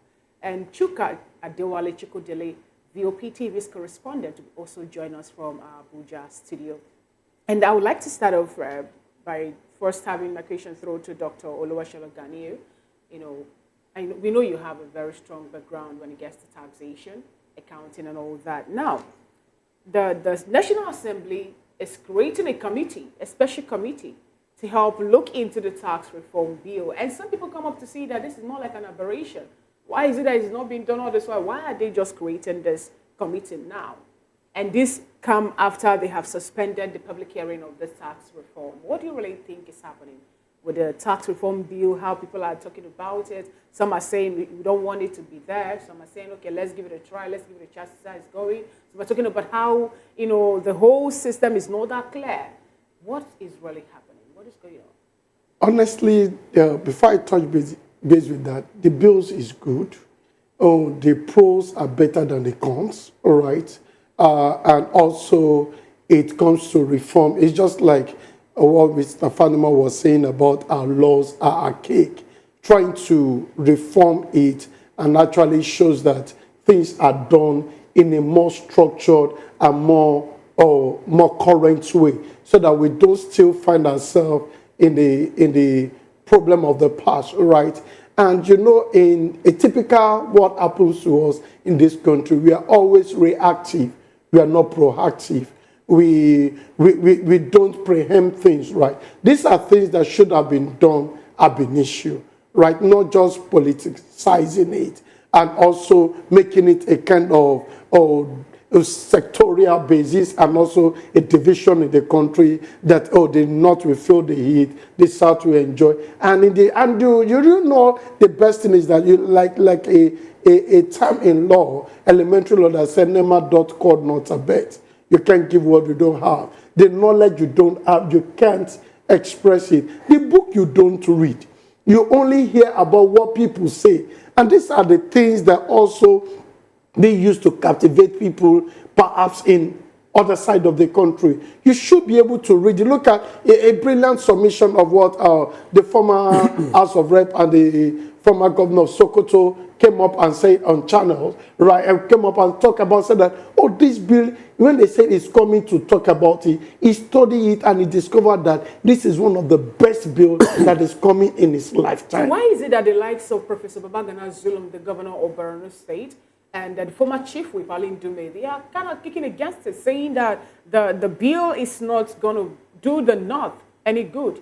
And these are people that we know they are of high profile. Professor, for example, must have gone through this bill, to come up to say, no, we don't want this to happen and all that. Now, also, if you think that the bill is that good, the other time, Alin Dume talked about how this bill was not part of what they need to talk about in their paper order for the day.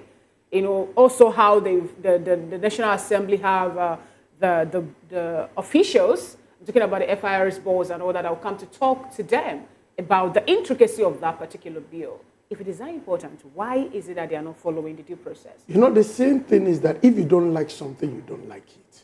And ab initio, Ali Dumi has said that he's going to stand against this and is going to convince his people not to take it. So when you sit down the professor in Borno that is against, you ask him one or two questions. Have you read this bill? The question is no.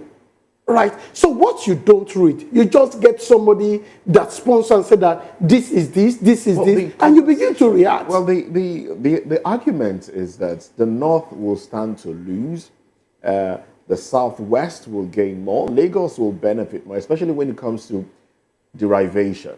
So the question is that... Tell us more, from your understanding as a tax professional. Brilliant. What's your understanding on the bills? This is what happened before. Most of this head office is located in Lagos. And so once there's what we call value-added tax, value-added tax should be consumption-driven.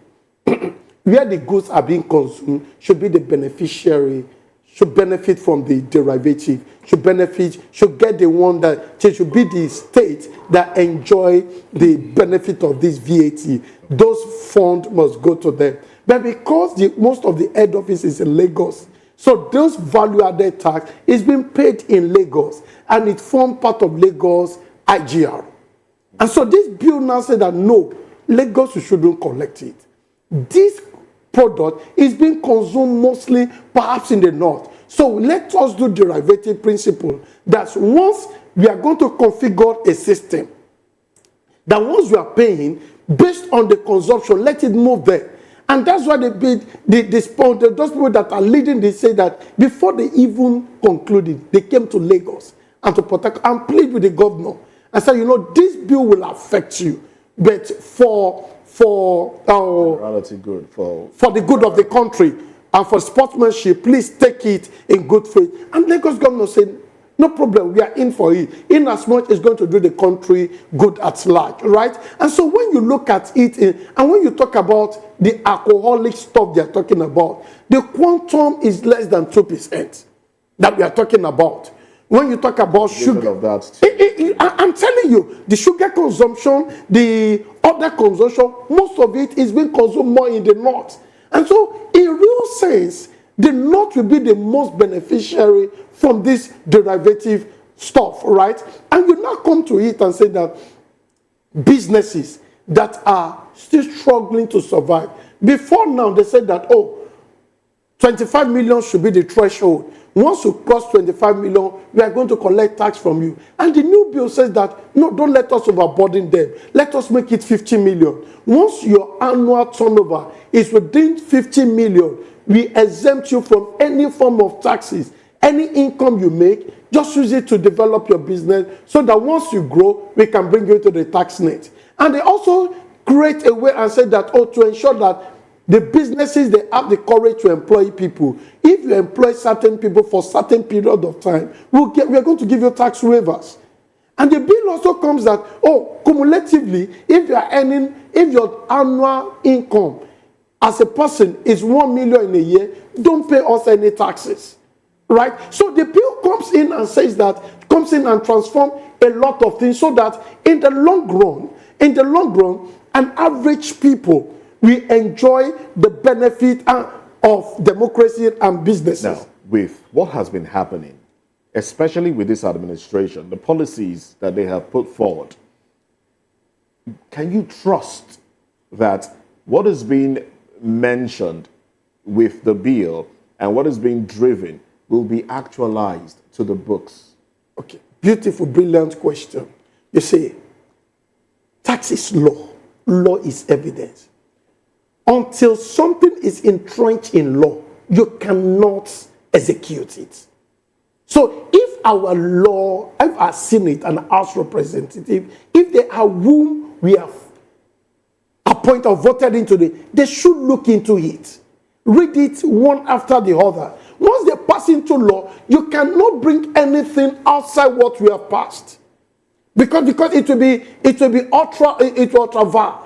Right? Because this is law. This is what we pass into law. And you cannot say that, oh, what you pass into law is different from what will be implemented. That becomes a court case. That becomes something that is out, and you cannot hold me responsible for it. So what they're trying to look into that bill and says that, okay, up to maybe when it's 2030, VAT should have increased to 15%. What they're now saying that, don't do that. Let's adjust that. You know, the economic situation in 2030 is almost here. Why not allow business enjoy it? Why not cap it to be maximum of 10% or 12% as of 2030? And the bill came into before now. If you purchase something, right, you purchase a phone and you are selling it, then you claim input VAT. However, if as you are constructing this outfit, right, you bought all these things, right, for it to function, and you are using it to produce a revenue. The bill now says that all these gadgets you purchase In as much that in the long run, you are using it to produce a revenue, you must be able to claim impute VAT from it. So the burden of VAT, the implication is that in the long run, what you'll be paying to the government will be net off. Because what is saying that the difference between what you pay when you are purchasing this table, right? You bought it, let's assume you bought it 1 million with 200,000 VAT on it, and you are, when you are doing your revenue or you are doing it, and what you get is 2 million with 400 VAT on it, you remove this 200,000, what you are just giving to the government is the difference, right? That is what you are giving to the government. So they build so much in a way that it helps manufacturing and other organizations to widen it, and so that they can claim impute VAT. And what the bill is also trying to do that, for a long time, we have concentrated on low-income earner, right? So and widen the tax net. No, widen the tax net. Let the low-income earner goes on tax holiday. Okay. So let us now focus on the high-income earners, so that people that are earning more, 25 million or 30 million, 10 million in a year. So a 1 million, someone earning 1 million in a year. In a year, perhaps we are going to get maybe 500,000 from him. And let's say somebody earning 100 million, we can get over 10 million from him. 1,000 of people earning 1 million, we cannot get 10 million. But from one person, look at what happened to Elon Musk. In 1 year, he personally paid $30 million as tax. So South African here, their personal income tax as a state, as a country, is around over 13 million. But in Nigeria, with all our 36 states together, we have not hit the bucket of 1 trillion. It's only this year that Lagos is hitting 1 trillion. Right? So if you now put it together, it shows that we are not doing what is right. And that's what we call 80-20 Pareto principle. Right? This is what they are trying to. Don't let this low-income earner, let them relax a bit. Let us focus on the big boys. Now, big boys like Moses, let's focus on them and get more. Now, before I get to Mr. Dr. Ganiu, some Nigerians come up to say, talking about people who are earning below getting tax waiver, it's more like, not really looking at it the way it should, because when you tax those who are producing sugar, for example, and those who are producing flour, for example, a poor man on the street also, when they want to buy the flour, the sugar, they pay the tax on that from the little one they think maybe you have given them waiver on. And that is more like them also paying the tax indirectly, because we don't have unified prices of things or goods to start with. There's no price control. And then also, when some people say, okay, we are not going to collect tax from these people, indirectly, they are paying this tax. They're actually price control. It's just because we don't use it. We have price control mechanism. Yes, full price control mechanism that could be able to, that they could use, but we don't use it. We just fold our hands and allow things to work its ways. So we have a lot of control mechanism, but who are the people in charge? Are they actually executing it? And when you talk about production, anything that has to do with production, you don't do any VAT on it. You don't do any VAT on it. But until when it now moves from one end to another, right? And when it moves from one end to the other, it also depends on their bucket. If my annual turnover is not up to 25, it's not up to 50 million, it shows that I'm an SME, right? And so if I'm buying sugar from you, you can't put VAT on it. So if you're not putting VAT on it, if I'm not mischievous, I should not add VAT to the end seller. Okay. So because I'm a small player in that industry, right, I'm playing within 50 million. And so if I'm selling, because I'm selling it at a retail price, they also must get it at a very low price. Right? And this kind of people, low income earner, will not go to, they will not go to the mall. Yeah. They will not go to Tetrazini, right? They will not go to one of the biggest, or they just go to the market where they go. And most of them will not go to eatery, right? They will go to Mama Alamala, something like that, and they'll enjoy it fresh, sweating and enjoying themselves. At that point, there will not be issue of VAT. Right? So those kind of people, then they will be able to have more savings and use the money to do more things for their families. So, Mr. Fanimo, you think with the call by the Minister of Information and National Orientation, Mohammed Idris, for for people who are kind of talking bad or trying to instigate ethnic issues with this tax reform, you know, persons have called on them to say they should desist from it. Do you think that that call will yield any fruit? Well, it depends on the angle you are coming from. For me, it will not serve anybody any good when you begin to be a purveyor of misinformation or disinformation. You see, for those who understand the new tax reform, it is clear that it's just a way of taking into cognizance the poverty level of people, and also those who are feeding fat on the economy and running away from tax are put in the tax net. Because most of these people, they are in the informal sector and they make so much profit, yet because they are not captured in the formal sector, they don't pay tax. It is only you and I that are in the formal sector that pay tax up until now.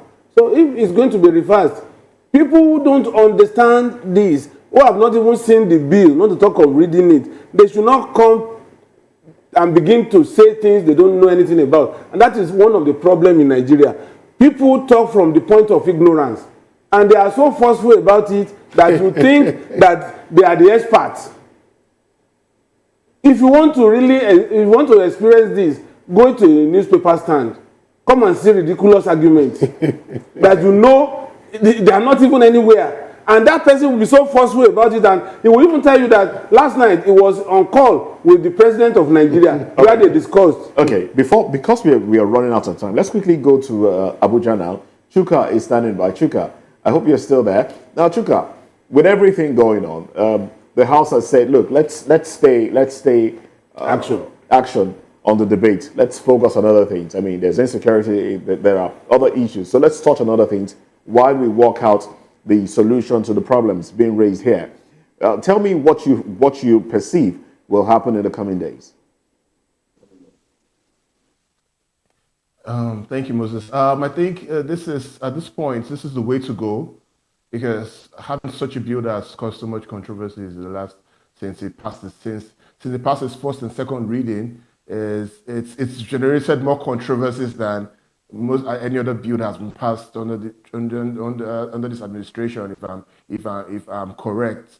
So I feel as it is now, since the Senate has decided to halt public hearing and hold proceedings on this bill, what is going to happen in the next couple of days is this bill is going to be taken back to where it came from. They're going to have to re-strategize and redesign the bill, because one factor that is coming out to play right now. It's a struggle hearing Chuka, but. Well, I guess we picked some parts of the things that you said there, but unfortunately we are out of time. But Chuka, thank you very much for your contribution. Thank you very much for staying on the program with us. That's Chuka Chukwudili from VoP's Abuja studio. Oh well, let's come back to the studio as we conclude our thoughts here on this one. Now, quick question. We know that the ACF suspended one of its members, its chairman actually, for saying that, look, Tinubu's administration isn't doing anything. They will support a candidate from the north in 2027. But now he's been reinstated. Peace and reconciliation has taken place. Do you think the president is losing ground with northern states? In 1 minute, please. You will call it losing ground. It's just like, look at what happened to Indomie too. It was suspended and reinstated. It's just like to show him that let's speak senses to our brother so that it does not spit nonsense. So it will not affect the president's... do you know that they were saying that even the bill will affect his 2027 agenda, right? And do you think so? Yeah, I don't think so. These are smart people. Just watch out. Interest, right? So aside gain of interest, in the long run, towards that time, you see all the policy begin to snowball into good thing. Right. And we forget the pains of the past. I did not begin. All right, then. Thank you very much, Dr. Oluwashola Ganiu. Your concluding thoughts on this one, Mr. Fanimo? The truth is, I said it that day when that news broke out. They used that man to fly a kite, and they have achieved what they wanted to achieve. The body language of government, of course, that this bill will not see the light of day. Temporarily, that is what they wanted to achieve. But at the long run, those bills will be passed. All right then. So that's it. That's it on the conversation today. I must say very thank you to you, Dr. Gani Oluwashola, Managing Partner, KJB Professional Services. Thank you for coming on the program. Thank you for. We've also been speaking with Mr. Dele Farotimi, a seasoned journalist, reporter, he likes to say, and a political public affairs commentator. Thank you once again. And also big thanks to Chukwudili for joining us on the program. Well, that's it on the show. Fina? Enjoy the rest of your day and do well to join the newspaper review proper at 9 a.m. on Voice of the People Television. All right, she's Fina Okechukwu. I'm Moses Humphrey. Bye for now.